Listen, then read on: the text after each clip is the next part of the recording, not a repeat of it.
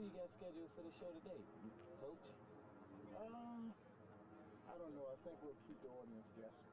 Gonna keep the audience guessing? Yeah, so you don't have to sit back, watch the show, find out who. Maybe they can just stay tuned. Okay. And they can catch me, the coach. Primetime Laurie here, Eskimosa. Eskimoses. Same thing. Your favorite Sigma. Okay, now you've been in my show too long. Goodbye. Stay tuned. Just keep I have it. Stay tuned and make sure you watch me. That's a wrap. That's a wrap. Like that.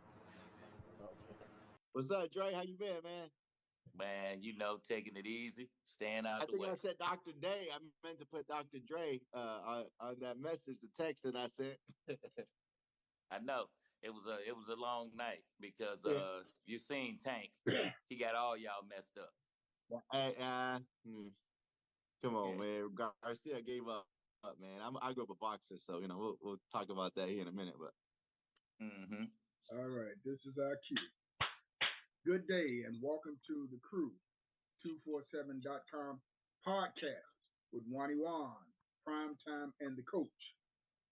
Talking local, national, international sports and taking you around the world. Today we're going to start off our show talking about Jackie Robinson. Was he actually the first black player to play in Major League Baseball? And Major League Baseball honoring Jackie Robinson. Is it for real or for show? Now, before we get started with today's show, I want to invite you, our viewers, to check out our website at thecrew247.com and visit our social media links, Facebook, Twitter, and YouTube, and become a subscriber on our YouTube channel and invite a friend to check out the show. All right. Let me first of all bring to your attention. I don't know if you knew it or not, but I didn't know it at first, but I found it out. Let me start off by telling you that according to the history books, Jackie Roosevelt Robinson was not the first to play in the major leagues. Moses Fleetwood Walker, the forgotten man, was actually integrated baseball. Moses Fleetwood Walker was actually the first black player to play in the major leagues. Moses Fleetwood Walker was born October 7, 1856 in Mount Pleasant, Ohio.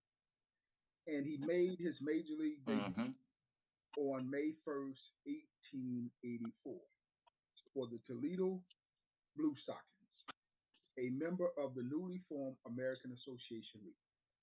Now, what do you think about that? A lot of people have this myth that Jackie Robinson was the first black player to integrate Major League Baseball. You guys got any thoughts on that? Well, that's what they've been teaching pretty much. Well, I'm not going to say my age, but ever since I started playing the game of baseball, they give Jackie Robinson all of the credit. Yeah, and that's what I thought too. Mate, you called me the other day asking me, hey, did you know Jackie Robinson wasn't the first? And I was like, what? I was like, because I grew up a Dodger fan, so I'm thinking, yeah, Dodgers, we the first team to ever, get, first Negro League player to play. But I guess everything in history is it could almost be scripted, like how does a person really want it to play out, Right. But if the history books show that somebody else may have done it, I think you said it was like late 1800s, something like that. And that might have been the case where they tried to hide it or just, put it under the blankets where it really wasn't what we thought it was. Absolutely. Well, how I found this out a few years ago, I was on a friend of mine radio show here in Chicago, and he was doing a show on Negro League Baseball, and he brought up that Jackie Robinson was not the first black player to play in the major leagues, and I didn't know that. So I began to research it, and I reached out to Sam Allen, a former Negro League player, and asked him about it. And he said, yeah, Moses Fleetwood Walker was the first black player to play in the major leagues. And his brother, he had a brother that also played. But what he said was, quote unquote, Jackie Robinson was the first modern day player. And I see when I go back. That's how they describe it. I see that Major League Baseball changed to And if like you look at what sports you're saying. baseball in general, yeah, like the 1900s after the live ball era, it is totally different. You know, when you go in the record books of baseball and the annals and all that good stuff, a lot of times they do say, hey, this is the modern day record, you know, after 1900. So, you know, that could be the case. But do we say that Major League? Do we have an actual history of the first Major League, the year that Major League Baseball first started, or do we say the modern day era Major League Baseball? That's kind of a deceptive practice. It's kind of what we say in the Yeah, black community. Somebody else dictate our history to us.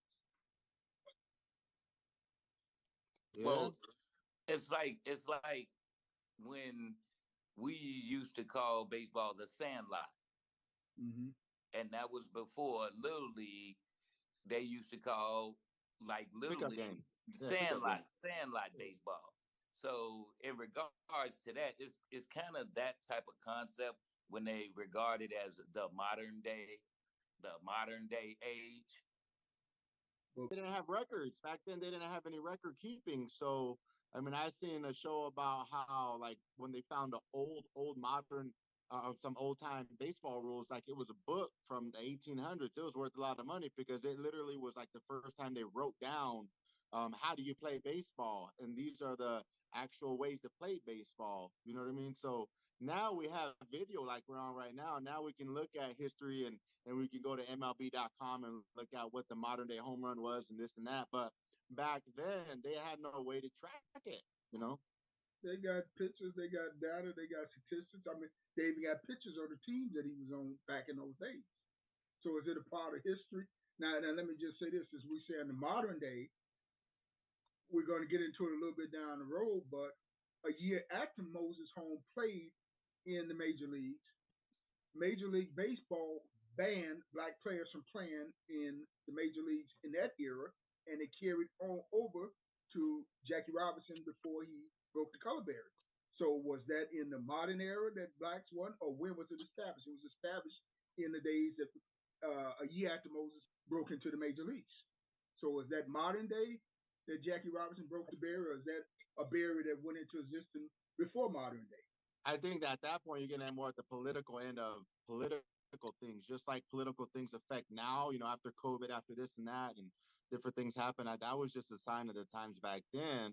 And then, of Mm-hmm. course, Jackie Robinson broke that the color barrier after the civil rights movement. Actually, even before the civil rights movement, Right. was it like 45 or 47, something like that he broke the color barrier. I know 45. you were talking about it a little bit, Matey. It could have been a business thing where Branch wanted to get that black dollar. He wanted to be the first guy to have a black player. You know, how better to do that? The Dodgers did that when they got Fernando Valenzuela. Like they were like, man, there's this tap market there that we don't know anything about. They got Fernando Valenzuela. They start playing him in 1980, 81, and then you open up this whole new market of people buying jerseys. You see that right now with Shohei Ohtani. You know, people wanting to buy his jersey because he's from this country or that country. There's always a business aspect of it too behind the decisions that the owners Yep. make. So as I've been saying Absolutely. all the time, baseball and sports is not a game; it's a business, and people don't comprehend that part of it. It is a business. It's Owners want to put people in the seats. They want to sell merchandise. They want to sell concessions. How they make the money? That's how they do it. mm-hmm. So again, so when we talk about the integration of baseball, it is said that Branch Rickey went after Jackie Robinson because he had the best temperament of the black Mm-hmm. players in the Negro Mm-hmm. Leagues that day to endure what he had to endure from the racial standpoint. And Branch Rickey, historians, some would say that Branch Rickey wanted to break the color barrier in baseball. But in reality, Branch Rickey knew that Negro League Baseball was the number 3 grossing economy in the black community. And they were outdrawing Major League Baseball with attendance and money. So was he really interested in integrating Major League Baseball, or was he interested in tapping into those black dollars, which you just talked about? Now, when you think about one of the reasons that maybe Jackie Robinson was chosen, you have to take into account that he was in the Army from 1942 to 1944. Mm-hmm. Now he was a second lieutenant in the Army. Mm-hmm. So being that not only was he in the Army, which again was segregated in those times, but he had discipline Exactly. as being a lieutenant.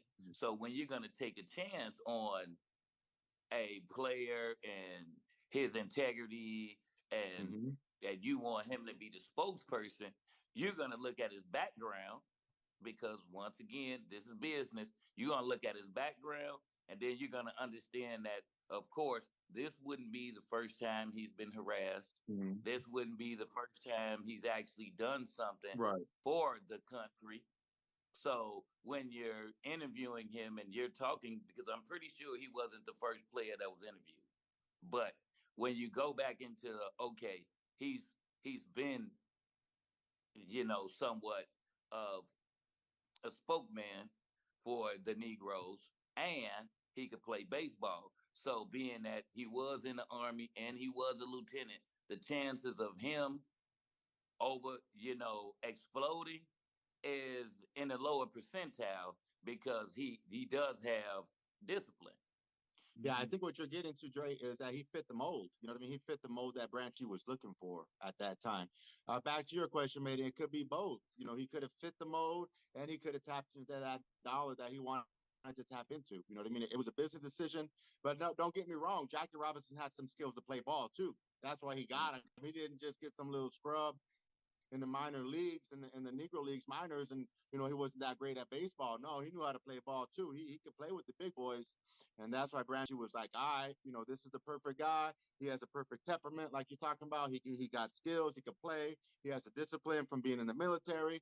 I think this is a guy because even Branchy, he was putting his business on the line too. Because back then it was, I hate to say it, it was goody two shoes, all just white, white, white. That's it.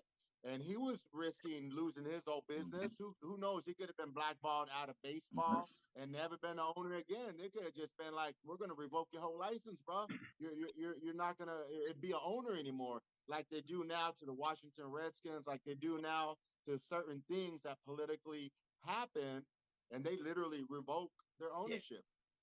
Yeah. So I do give Brown Tricky credit because he put his life down on the line for it. But didn't he fight a lot of opposition from the owners during that day that did not want Major League Baseball to become integrated?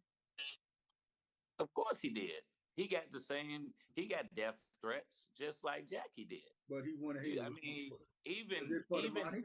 everything, both. everything, I know both. everything, Yeah. everything is about the money. This is America that we live in. We talk international as well, but right now we're talking about America, and everything in America has something to do with that almighty dollar. Mm-hmm.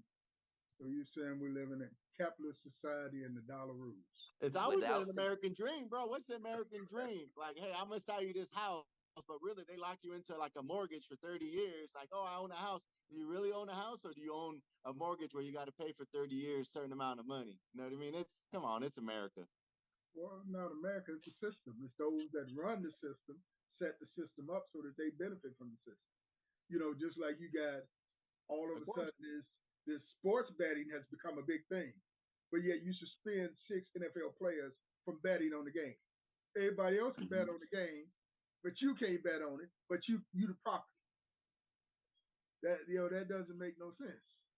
Of course you can, man. If you're a teacher and you're giving answers out, you can't sell the answers. You know what I mean? As you the teacher, you can't give the answers out. So if you're going to bet on a different sport. Go play craps. Go do something else. You can't bet on your own sport. That's my opinion.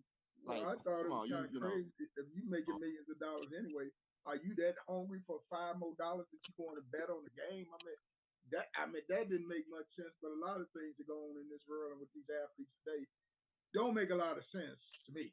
Yeah, because you get back to the whole Pete Rose thing too. Why was Pete Rose banned and all that good stuff? Of course, he's one of the greatest players of all time. But if you're betting on your own games, you're manipulating something. I think. You know what I mean? Like, come on, man, I'm gonna win.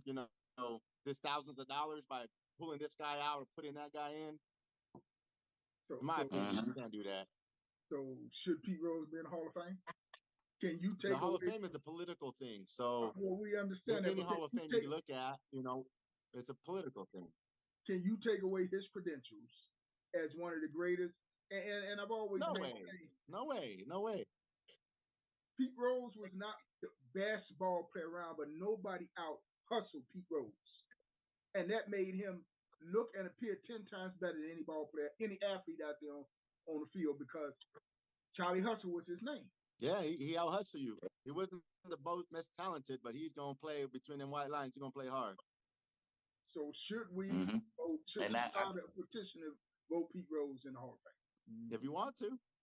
I think it's a few more players that I want to sign a Barry petition Bonds might for. be in there too. Yeah, Roger Clemens, yeah. the whole steroid era guys. Again, we're getting back to the whole political aspect of stuff. Why are guys being held out right now?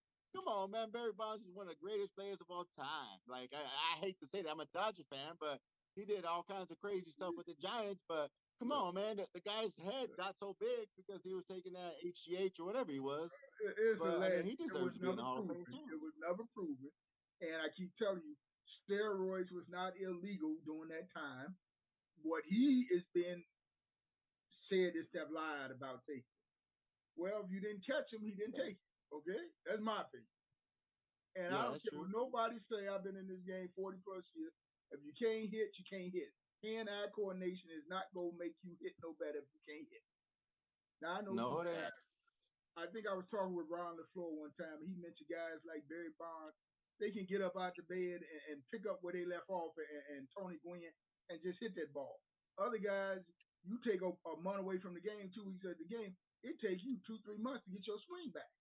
These guys that's natural, so you can't deny him. They're just natural talent, natural athletes. That's why some of them guys are, drafted 3 or 4 different sports. Why? Because they were just put them on the field and they got the talent. So you're absolutely right. We can see that now. When you see guys get injured and they 10 days, they 14 days. When they come back, it's a slow progress for some of these guys in today's game. I want to know, can we get Pete Rose, Barry Bonds in the Hall of Fame? I'm going to start a petition. Everybody start a petition, man. Go on our website and start it. You know what I mean? Email. Send us an email if you want Barry Bonds and Pete Rose in the NBA Hall of Fame. And Pete Rose might call you directly and be like, "Thank you, Coach Maid. Thank you for getting me." Well, there are a lot of people out there. Pete Rose. My thing is there are a number of people that vote on the Hall of Fame inductees that don't understand the sacrifice that go into what these athletes have to do. And they never played the game. They never played the game. Well, I didn't want to say that. I was trying to be politically correct. All they do is write about the game. They have an experience playing in pain. They have an experience playing a night game in one city, getting in another city at 4 o'clock in the morning, got a day game. They have an experience, the body aching and pain, and you're still sleeping, and you got to go out there. And then you and your wife just had an argument on the phone from long distance, and you trying to concentrate on the game. You got to go perform. Get out the field and perform. Your kids is acting up. They don't relate to you as being a human being on and off the field. They just see you as a piece of meat to go out there and entertain the crowd, and we write about it. You need a home run every game. You know what I mean? You got to hit a home run. Absolutely. You got to throw a no-hitter every game. So, I was trying to be politically correct, but some of these guys that write don't understand the game. They never played sports, and they get on there and they on their radio shows, their TV shows, and in their newspaper, and they blog and they tweeting, and they ain't got a clue what. A shot to the dome, you know what I mean? But I think the greatest thing that we're talking about right there about Hall of Fame stuff, if you look at Mariano Rivera, he's the first person ever to get unanimously selected, to the Hall of Fame. Why? Because everybody loved him. Nobody really had a bad thing to say about him. But still, that just goes to show you that Hall of Fame, it's just like a vote. They're just voting politically. Did I like this guy? Did I not like this guy? Like, there's certain guys they're first ballot Hall of Famers.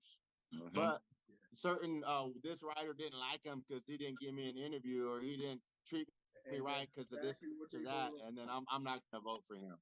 That's exactly what they hold on. Speaking of Mario Rivera, he's a class act. I gotta admit, he's a class act. My Yeah, first we met interview him. with him, He's a cool and guy. every time I see him, you would think we've been friends for a lifetime. He speaks to me. He first class. So I got him, and there are a lot of players like that. Then the stars of the game, some of them you don't want to tell the stories what they really like, but does that affect the fact of what they do between the field when it comes to you vote for them for the Hall of Fame or for MVP or Cy Young? Just like Dylan Cease with the White Sox, he should have won the Cy Young Award last year, and he should have made the All Star team. He didn't do neither. So I the think team I you think play on make a difference too. I mean in all of sports, because I think that's how you monetarily value someone and treat them as an asset or a liability due to the numbers.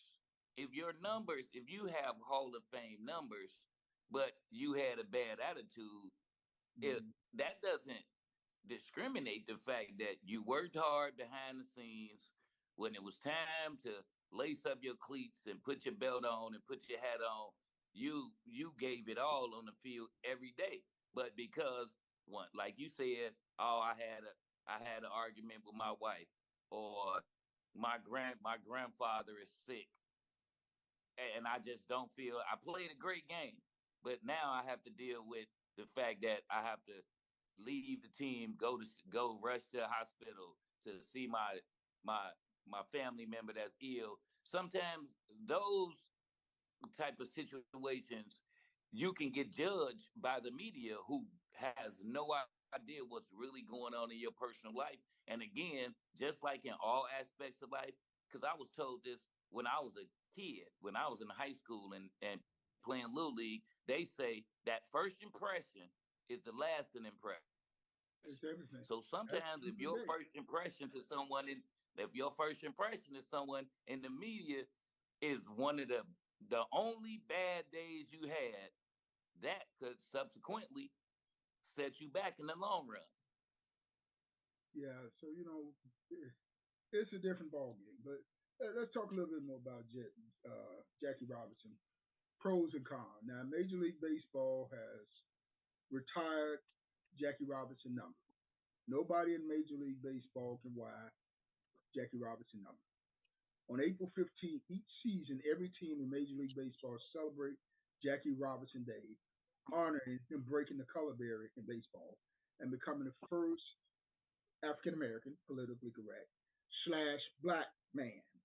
Yeah, got to keep it right for that his accomplishment to be the first black player to break the color player since segregation was reintroduced into Major League Baseball.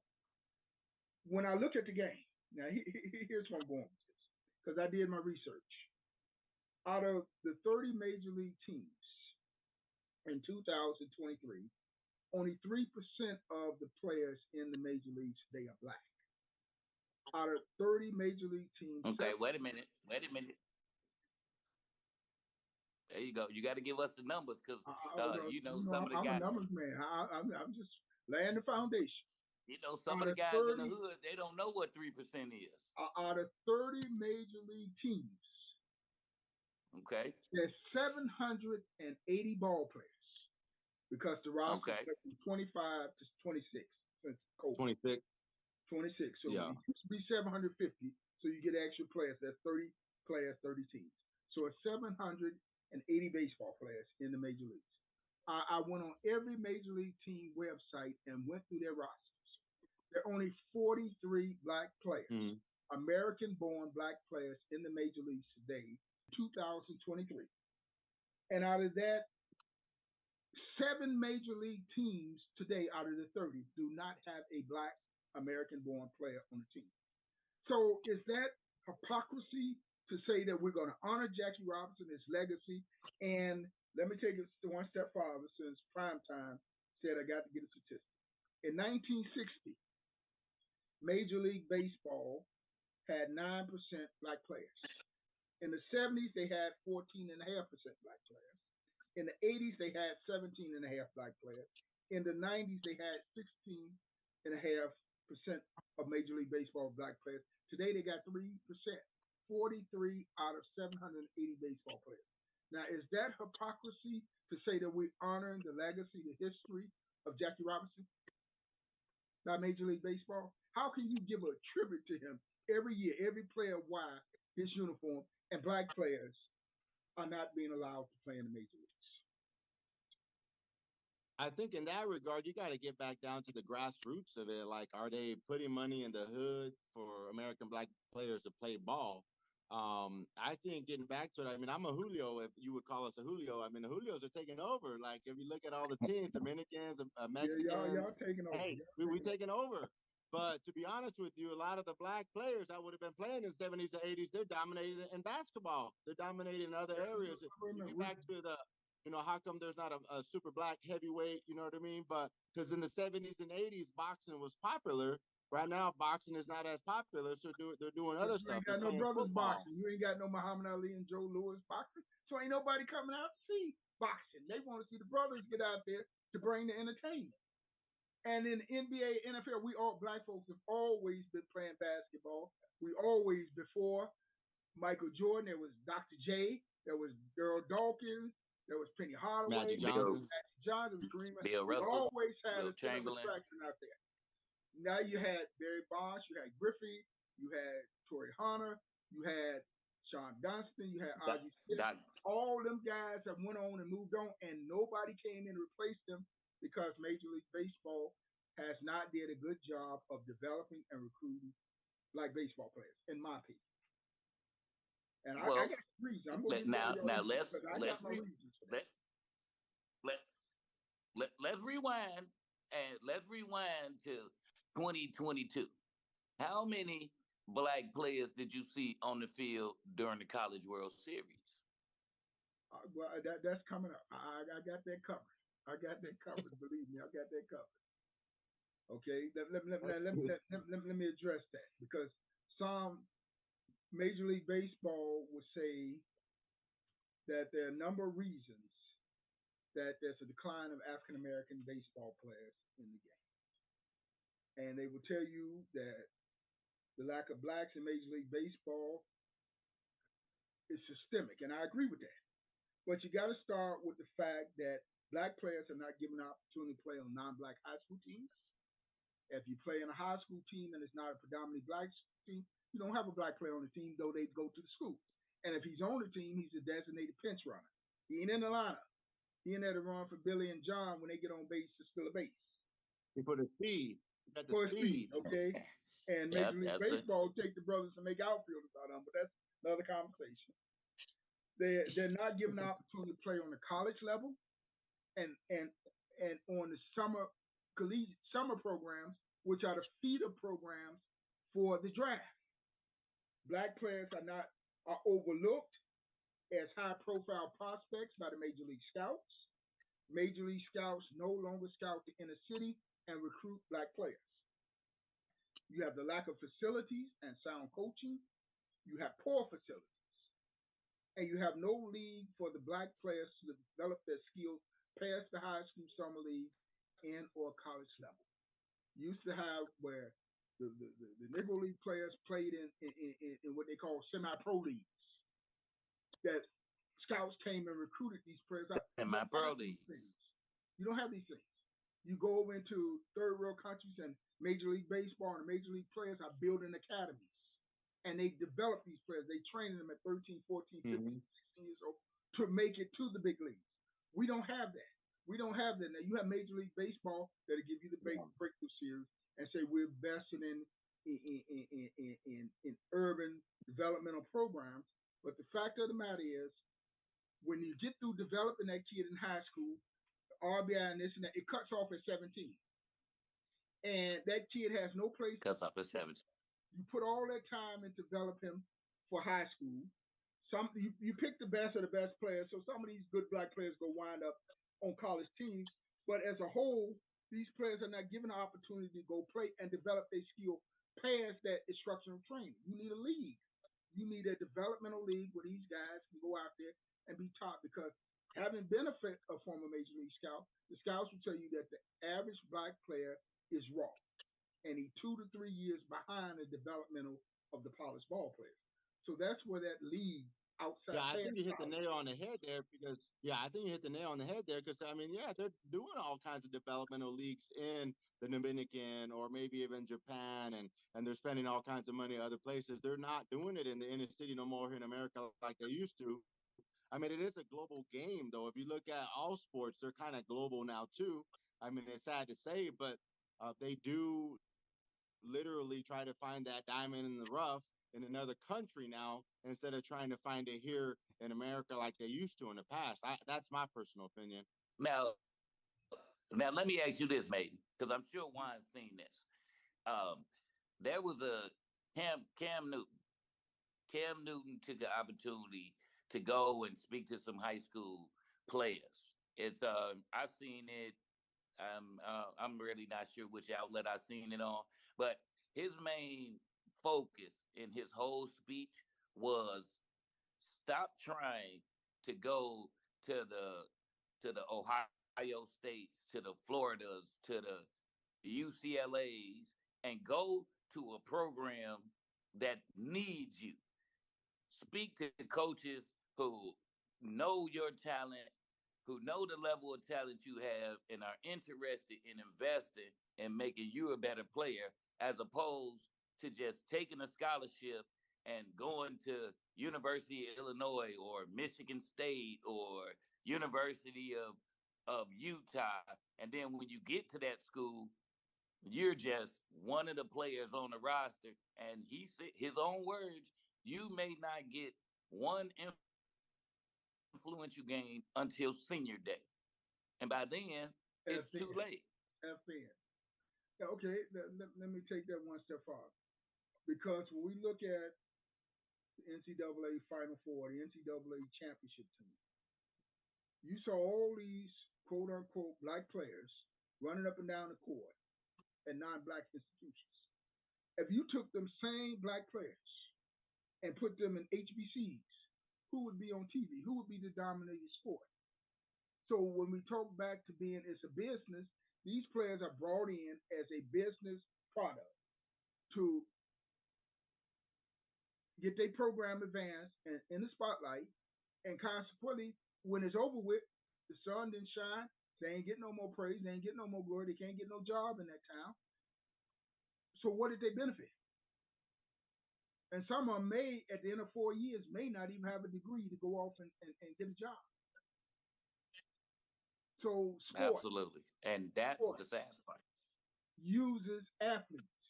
And the best thing that happens is that now athletes can market themselves and make money off their own name, because these these college teams got over for years selling the players' product while them players was living off peanuts. They were using them. Trying to They survive. were using them. They were using them. Now the players that had Yeah. sense, they knew how to make sure they got paid, and I'm not mad at them. And the high school coaches and the summer league coaches that knew the system made sure they got paid. So I'm not mad at them. I'm not mad at them. You know, hey, take the money and keep your mouth shut. I know certain college ball players got a black Mercedes when he played high school college baseball. I ain't gonna say the team, but they got paid. And then they use these boosters and alumni to go in there and you know, hook them up. So I ain't mad at them once again. That campus, right?